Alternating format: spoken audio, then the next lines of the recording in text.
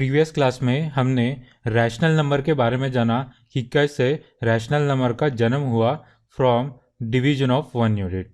ठीक है, उसके बाद हमने इन रैशनल नंबर की प्रॉपर्टीज़ को भी देखा। किसी भी नंबर सिस्टम को पढ़ते वक्त हम उनकी प्रॉपर्टीज़ देखते हैं। उसमें हमने पाया कि क्लोजर, कम्युनिकेटिव, एसोसिएटिव और डिस्ट्रीब्यूटिव प्रॉपर्टी का एग्जैक्टली मीनिंग क्या होता है।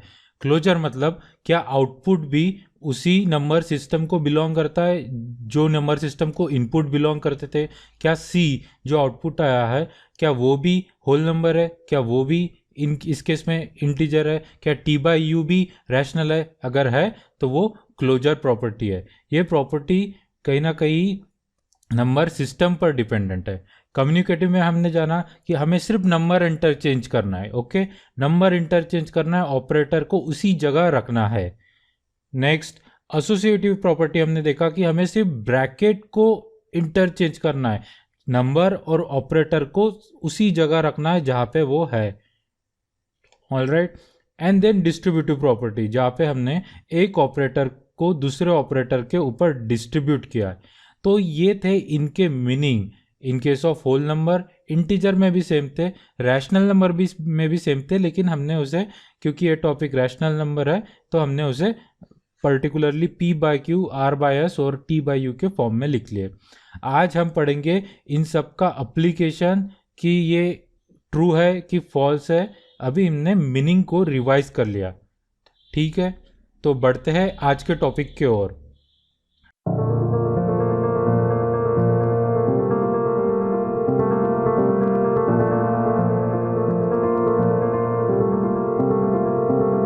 हेलो स्टूडेंट्स, मैं राज किरंगाले, आपका maths and science coach from student first learning centre Hinganghat. चलिए आज का लेक्चर शुरू करते हैं। लेक्चर को स्टार्ट करने से पहले वीडियो को प्लीज़ 480 पिक्सल यूट्यूब क्वालिटी में सेट कर ले और डिस्क्रिप्शन में दिए नोट्स को डाउनलोड कर ले। पहली प्रॉपर्टी लेते हैं क्लोजर। क्लोजर का मीनिंग है कि आउटपुट भी उसी नंबर सिस्टम में बिलोंग होता है, क्या उसका भी रिलीजन वही नंबर सिस्टम है कि नहीं, ये हमें चेक करना है। कहीं ना कहीं क्लोजर प्रॉपर्टी ये नंबर सिस्टम पर डिपेंडेंट है। इसे हम अभी एक्सप्लोर करते हैं। आज जो भी हम एक्सप्लोर करेंगे प्रॉपर्टीज, वो भी कंप्लीटली टेबुलर फॉर्म में रहेगी। ऐसा हमें लगेगा कि हम बहुत कुछ डिस्कशन कर रहे हैं, लेकिन इस पर ज़्यादा क्वेश्चन नहीं, हमें बस इसको समझना है और इसे अप्लाई कैसे करना है वो जान लेना है। हम वही 4 ऑपरेशन लेते हैं। ये 4 ऑपरेशन हम इसी सीक्वेंस में हर प्रॉपर्टी के लिए लेंगे, एडिशन, सब्सट्रैक्शन, मल्टीप्लिकेशन और डिवीजन। उसमें हम पहला नंबर सिस्टम ले लेते हैं होल नंबर। ठीक है, 2 नंबर हम ले लेते हैं 2 और 8। इसी को रिवर्स भी कर लेते हैं 8 और 2, क्योंकि ये प्रॉपर्टी नंबर सिस्टम पर कहीं ना कहीं डिपेंडेंट है। हमें होल नंबर में अभी हमें क्या करना है, यहाँ पे इन दोनों का एडिशन करना है। एडिशन करने के बाद जो रिजल्ट आता है वो हमें चेक करना है क्या वो भी होल नंबर है या नहीं, क्या वो होल नंबर की रेंज के बाहर तो नहीं है। हम पहला एग्जांपल लेते हैं 2 और 8 का। ठीक है, एडिशन करना है, 2 + 8 10 हो जाता है। उसी प्रकार 8 + 2 10 हो जाता है। ओके, क्या 10 होल नंबर है? Yes, answer is yes. ये इंपॉर्टेंट नहीं ये कि ये दोनों आंसर इक्वल है या सेम है। इस केस में ये इंपॉर्टेंट है कि ये जो आंसर आया वो होल नंबर है क्या नहीं। अगर दोनों केस में ट्रू और ट्रू मिलता है तो हम इसे लगाएंगे कंप्लीटली ट्रू कि यस, होल नंबर के लिए, एडिशन के लिए closure property for whole number in addition is true. इसका मीनिंग ये होता है। अभी हम सब्सट्रैक्शन के लिए चेक करते हैं। इन दोनों का हम अभी सब्सट्रैक्शन करेंगे और देखेंगे कि जो आउटपुट है क्या फिर उसका रिलीजन भी होल नंबर है, क्या वो भी होल नंबर में आता है। अब अगर हम 2 - 8 करते हैं तो हमें आंसर मिलता है -6, राइट। उसी प्रकार ये सेकंड एग्जांपल के लिए हम 8 - 2 करते हैं, सब्सट्रैक्शन चल रहा है हमारा, तो आंसर आता है 6 होल नंबर है। लेकिन क्या -6 होल नंबर है? डेफिनेटली नहीं। तो एक भी केस फॉल्स अगर आती है तो एक कंप्लीट रिजल्ट फॉल्स आता है। तो सब्सट्रैक्शन के लिए, होल नंबर में सब्सट्रैक्शन के लिए क्लोजर प्रॉपर्टी अप्लीकेबल नहीं है। ठीक है, तो ऐसे ही हम एक एक चीज एक्सप्लोर करने वाले हैं और देखने वाले हैं। मल्टीप्लीकेशन करते हैं इन दोनों नंबर्स का, 2 इंटू 8 16 आता है और 8 इंटू 2 16 आता है। 16, अगेन आई रिपीट कि ये दोनों आंसर सेम आना या डिफरेंट आना ये इंपॉर्टेंट नहीं। 16 होल नंबर के रेंज में आता है क्या? हाँ, whole number extends from 0 to infinity, so yes 16 आता है, इसलिए दोनों भी ट्रू है, इसलिए ये ट्रू है। ठीक है, अभी हम डिवीजन की तरफ जाते हैं। सो पहले होगा 2 डिवाइड बाय 8 और फिर होगा सेकंड एग्जांपल के लिए 8 divide by 2। So 2 divide by 8 इसका आंसर आता है 1/4 और 8 डिवाइड बाय 2 इसका आंसर आता है 4। 4 भले ही होल नंबर है लेकिन 1/4 क्या होल नंबर है? डेफिनेटली नॉट, ये एक फ्रैक्शन है। क्योंकि ये केस में ये अप्लीकेबल नहीं होता तो ये हमने यहाँ पे क्रॉस लगाया। तो देखा कि होल नंबर में एडिशन के लिए और मल्टीप्लिकेशन के लिए क्लोजर प्रॉपर्टी अप्लीकेबल है, लेकिन सब्सट्रैक्शन और डिवीजन के लिए नहीं है। यहाँ पे इसका रीजन है क्योंकि निगेटिव नंबर होल नंबर में नहीं आते। Okay, negative number whole number में नहीं आने के कारण यहाँ पे अप्लीकेबल नहीं है, और फ्रैक्शन नंबर भी होल नंबर में नहीं आते, इसके कारण यहाँ पे भी अप्लीकेबल नहीं है। आई होप आपको ये स्टेप समझ गई होगी, क्योंकि अभी सेम स्टेप्स हम और दो नंबर सिस्टम के लिए करने वाले हैं। नेक्स्ट हम इंटीजर की तरफ जाते हैं। इंटीजर क्योंकि निगेटिव नंबर 0 और पॉजिटिव नंबर तीनों इसमें इंक्लूडेड है, इसलिए हमने 2 की जगह अभी -2 लिया है और फिर इसी नंबर को इंटरचेंज कर दिया ताकि हम कंप्लीट रेंज को कवर करें। इसका जो टिप है 2 नंबर लेने का जो मतलब है वो कंप्लीट रेंज को कवर करना है।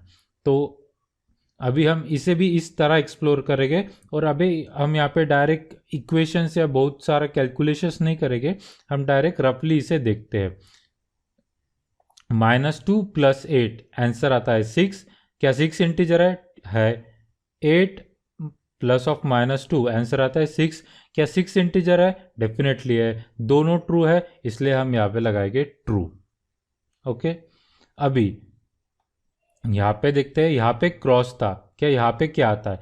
यहाँ पे क्रॉस इसीलिए था क्योंकि निगेटिव नंबर होल नंबर में इंक्लूडेड नहीं है, लेकिन इंटीजर में वो प्रॉब्लम नहीं है। इंटीजर में निगेटिव नंबर भी इन्वॉल्व है, 0 और पॉजिटिव नंबर भी इन्वॉल्व है, इसलिए कहीं ना कहीं ये ट्रू रहने वाला है। फिर भी हम चेक कर लेते हैं। -2 -8 -10, -10 इंटीजर है क्या? है, so answer is right. Next example 8 minus of -2 that is +10, +10 भी इंटीजर है, क्योंकि दोनों भी करेक्ट है तो हम यहाँ पे राइट टिक लगा देते हैं। मल्टीप्लीकेशन में वैसे कोई प्रॉब्लम आता नहीं है।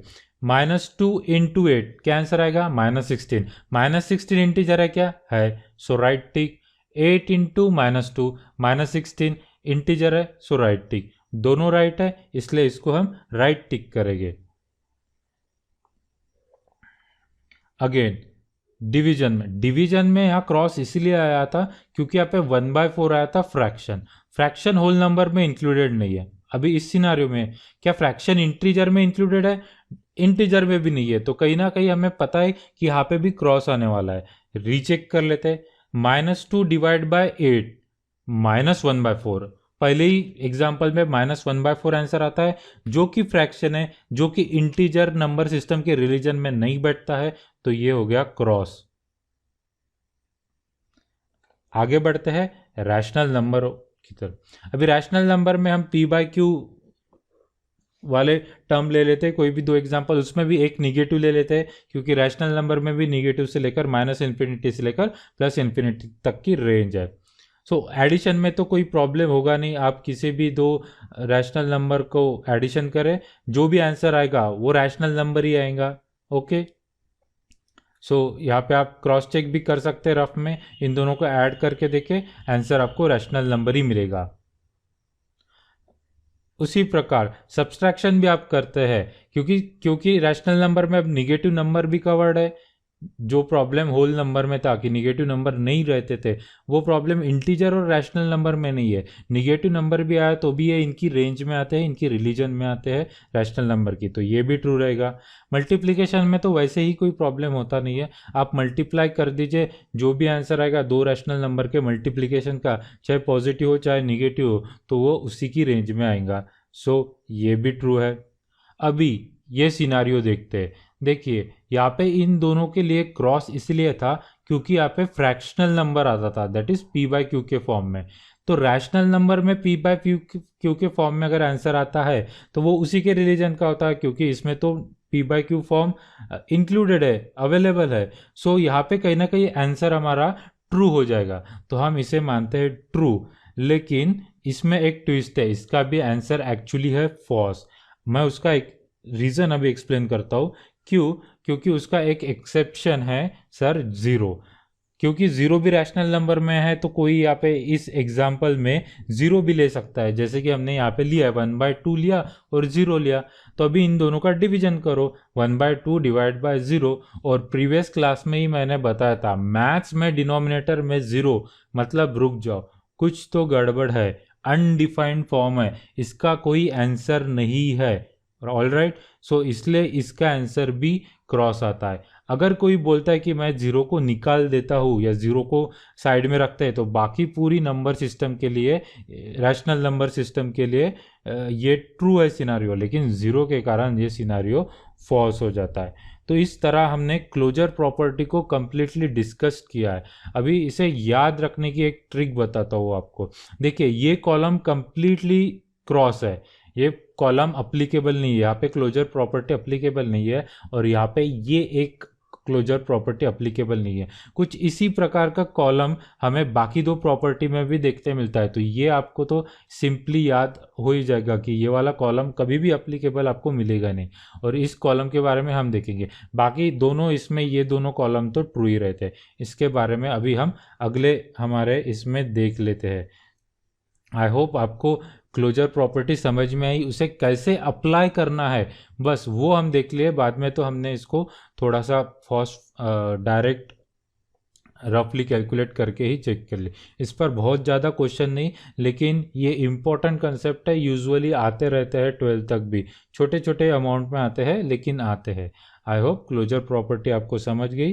तो अभी हम नेक्स्ट प्रॉपर्टी पर बढ़ते हैं। हमारी अगली दो प्रॉपर्टीज काफ़ी इजी है, और नेक्स्ट प्रॉपर्टी है कम्यूटेटिव। कम्यूटेटिव प्रॉपर्टी को जैसे हमने रिवाइज किया था कि हमें सिर्फ नंबर इंटरचेंज करना है, जो बीच में जो ऑपरेटर है, ये जो स्टार है वो सिंबोलाइज कर रहा है ऑपरेटर, ओके, या कोई भी ऑपरेशन ले लो आप, तो नंबर इंटरचेंज कर रहा है ऑपरेटर के अराउंड।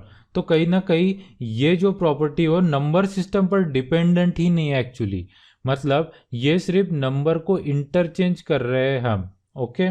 तो ये बीच में का जो ऑपरेटर है उस पर डिपेंड है। तो अगर एडिशन के लिए फॉर एग्जांपल एक नंबर सिस्टम में ये ट्रू पाई जाएंगी, तो दोनों बाकी दोनों सिस्टम के लिए भी ये हमें ट्रू मिलेगी, ठीक है। मे भी दूसरे किसी ऑपरेशन के लिए ये चेंज हो, तो ये ऑपरेशन टू ऑपरेशन चेंज होगी, लेकिन नंबर सिस्टम के अक्रॉस वो सेम ही हमें पैटर्न मिलेगा, क्योंकि यहाँ पे हम सिर्फ नंबर को इंटरचेंज कर रहे हैं ऑपरेटर के अराउंड, ओके।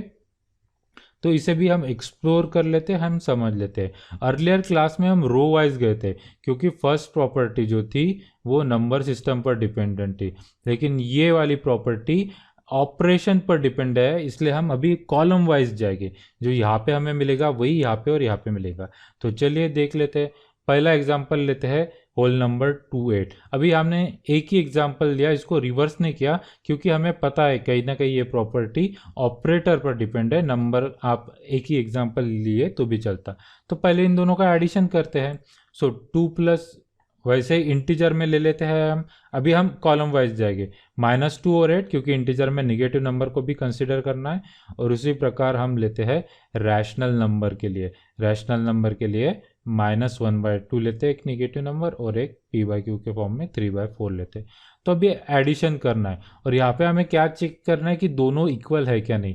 अर्लियर केस में हमें ये चेक करना था कि आउटपुट उसी रिलीजन में है क्या नहीं, लेकिन यहाँ पे अभी हमें ये चेक करना है कि ये दो नंबर इंटरचेंज करने के बाद जो आंसर आते हैं वो दोनों इक्वल है कि नहीं, क्वेश्चन मार्क लगा है। ओके, आई होप आपको कम्यूटेटिव प्रॉपर्टी समझ में आई और इसमें क्या चेक करना है उसका एक दृष्टिकोण मिल गया। सो अभी हम चेक करते हैं 2 + 8 और 8 + 2। ओके, सो पहले हमने 2 + 8 कैलकुलेट किया, 10 आया। फिर हमने इन नंबर्स को चेंज किया, ऑपरेटर को उसी जगह रखा, फिर से आंसर 10 ही आया। क्योंकि ये दोनों इक्वल है तो हम यहाँ पे लगाते हैं राइट टिक। अगर आप इंटीजर में भी लोगे तो भी आप पाओगे कि सेम रीजन है, जैसे हमने स्टार्टिंग में बताया, it is independent of number system. फिर भी हम चेक कर लेते हैं, -2 + 8 आंसर आता है 6, और 8 - 2 भी आंसर आता है 6। दोनों ट्रू ट्रू है तो लगाते हैं ट्रू। उसी प्रकार रैशनल नंबर में भी ये प्रॉपर्टी, आप इन दोनों का एडिशन करो, इंटरचेंज करो और एडिशन करो, तो कहीं ना कहीं एक्चुअली हमें इसका आंसर ऑलरेडी पता है। एडिशन में क्या होगा, a + b = b + a। क्या हम a + b को b + a लिख सकते हैं क्या? डेफिनेटली लिख सकते हैं, हमें पता है, इससे कोई फर्क नहीं पड़ता। तो इस वही आंसर हमें इसमें एक्सपेक्टेशन मिला। अभी वो चीज़ हम सब्सट्रैक्शन में चेक करते हैं, क्या हम a - b को घुमा सकते, b - a लग सकते हैं? नहीं, ये हमें मैथ्स में पता है, a - b a के इक्वल नहीं होता है। इसे हम फिर से एग्जांपल से एक्सप्लोर कर लेते हैं। फॉर एग्जांपल 2 और 8 का माइनस किया हमने, 2 - 8 आंसर आया -6। अभी रिवर्स करके देखते हैं, नंबर को इधर से इधर घुमाते हैं, ऑपरेटर को वही रखते, 8 - 2 किया, आंसर आया 6। तो कहीं ना कहीं हमें इसका आंसर ऑलरेडी पता होता है कि a - b को हम b - a नहीं लिख सकते, a + b को b + a लिख सकते। तो कहीं ना कहीं इसका आंसर है क्रॉस। उसी प्रकार आप यहाँ पे भी करो, -2 × 8 सॉरी -2 - 8 हो जाएगा -10, और 8 -2 हो जाएगा +10। दोनों डिफरेंट है, यहाँ पे क्रॉस मिलेगा। उसी प्रकार यहाँ पे भी आप करोगे रफ में तो यहाँ पे भी आपको क्रॉस मिलेगा। नेक्स्ट मल्टीप्लिकेशन प्रॉपर्टी है। इस ऑपरेटर की जगह अभी हम मल्टीप्लिकेशन पुट करते हैं, तो क्या a × b को b × a लिख सकते हैं कि नहीं? दोनों इक्वल होगा, a b को b लिख सकता है, डेफिनेटली लिख सकता है, हमें पता है। तो कहीं ना कहीं हमें अंदाजा है कि यहाँ पे हमें राइट मिलने वाला है। फिर भी हम फर्स्ट केस में फिर से देख लेते हैं, 2 × 8 हो जाएगा 16। आप नंबर को चेंज करिए, ऑपरेटर को सेम रखिए, 8 × 2 हो जाएगा 16। दोनों ट्रू है, इस केस में राइट है। सिमिलरली आप यहाँ पे भी करो, -2 × 8 -16 और 8 × -2 -16, सेम है, यहाँ पे भी आपको सेम मिलेगा, राइट। अब देख लेते हैं डिवीजन में। फिर से हम ऑपरेटर की जगह डिवीजन पुट करते हैं, a/b मतलब a/b को क्या हम b/a लिख सकते हैं? क्या दोनों सेम है? नहीं, हमें पता है a/b b/a नहीं हो सकता, वो एक में के रेसिप्रोकल है। तो कहीं ना कहीं हमें हिंट मिल जाती है कि यहाँ पे भी आंसर रहने वाला है क्रॉस। फिर भी हम चेक कर लेते हैं। सो 2/8 होता है 1/4 और 8/2 होता है 4। देखो दोनों आंसर डिफरेंट है, यहाँ पे फॉल्स है, यहाँ पे फॉल्स है, तो यहाँ पे भी फॉल्स हो जाएगी। आप कैलकुलेट करके देख लो, -1/4 और -4 आंसर आएगा, और उसी प्रकार यहाँ पे भी फॉल्स आएगी। तो इस प्रकार हमने फिर से कम्यूटेटिव प्रॉपर्टी को एक्सप्लोर किया है। इसमें आपको बहुत सारा डिस्कशन हो रहा है, लेकिन ज़्यादा घबराने की बात नहीं है, जस्ट समझ लेना है कि इसका क्या मीनिंग है। फिर भी इसको याद रखना है। तो फिर से आप देखिए, डिवीजन कॉलम में कोई अप्लीकेबल नहीं है। सिमिलरली सब्सट्रैक्शन कॉलम में भी कंप्लीटली अप्लीकेबल नहीं है। प्रीवियस केस में सिर्फ यहाँ अप्लीकेबल नहीं थी, यहाँ अप्लीकेबल थी, लेकिन इस टेबल में यहाँ पे भी अप्लीकेबल नहीं है। नेक्स्ट प्रॉपर्टी जो हम देखने जाने वाले हैं एसोसिएटिव, उसका भी सेम ही आंसर है, उसमें भी आपको यही 2 कॉलम्स मिलेंगे। ओके, सो आपको याद करने में सिंपल हो जाएगा। आई होप आपको कम्यूटेटिव प्रॉपर्टी समझी है। बढ़ते हैं नेक्स्ट प्रॉपर्टी की ओर, और फिर अपना आज का session associativity property. Associative property का हमारा रिवीजन था कि हमें सिर्फ ब्रैकेट को इंटरचेंज करना है, ना नंबर को वैसे ही रखना है और इनके बीच का जो ऑपरेटर है उसको भी वैसे के वैसे रखना है। तो फिर से हमने ऑपरेटर की जगह स्टार लगा दिए, ये ब्रैकेट को इधर से इधर कर दिए, क्योंकि अगेन ये ब्रैकेट पर डिपेंडेंट है, नंबर सिस्टम पर बिल्कुल डिपेंड नहीं। तो पहले सिनारी की वजह से ही हम इसमें भी कॉलम वाइज जाएंगे। तो हम फिर से नंबर सिस्टम ले लेते हैं, वही 4 सीक्वेंस में हमारे ऑपरेशन लेते हैं, एडिशन, सब्सट्रैक्शन, मल्टीप्लिकेशन और डिवीजन, और वही 3 अपने नंबर सिस्टम ले लेते हैं होल नंबर। अभी हमें 3 लेना है, ठीक है। सो 1, 8 और 2 ले लेते हैं। यहाँ पे -1 ले लेते हैं क्योंकि इंटीजर में नेगेटिव भी नंबर है, और रैशनल नंबर में P by Q, R by S, T by U की फॉर्म में 3 नंबर ले लेते हैं, एक उसमें का निगेटिव भी ले लेते हैं। तो कहीं ना कहीं अभी हमें ऑपरेटर की जगह प्लस रखना है। तो A plus B plus C को क्या हम A plus B plus C लिख सकते हैं क्या? बिल्कुल। प्लस को आप इधर करो उधर करो कोई फर्क नहीं पड़ता। तो कहीं ना कहीं हमें पता है कि इसका आंसर ट्रू रहने वाला है। तो वही ये ब्रैकेट इधर का इधर शिफ्ट करो, आंसर में कोई चेंज नहीं आने वाला। तो यहाँ पे ट्रू मिलेगा, यहाँ पे ट्रू मिलेगा। तो हम यहाँ पे भी अगर चेक करोगे आपको तो यहाँ पे भी ट्रू मिलेगा। यहाँ पे जो है वही यहाँ पे है, वही यहाँ पे रहने वाला है। सो ठीक है, फर्स्ट कॉलम सेम। सब्सट्रैक्शन में A माइनस बी माइनस सी को A माइनस बी माइनस सी लिख सकते हैं क्या?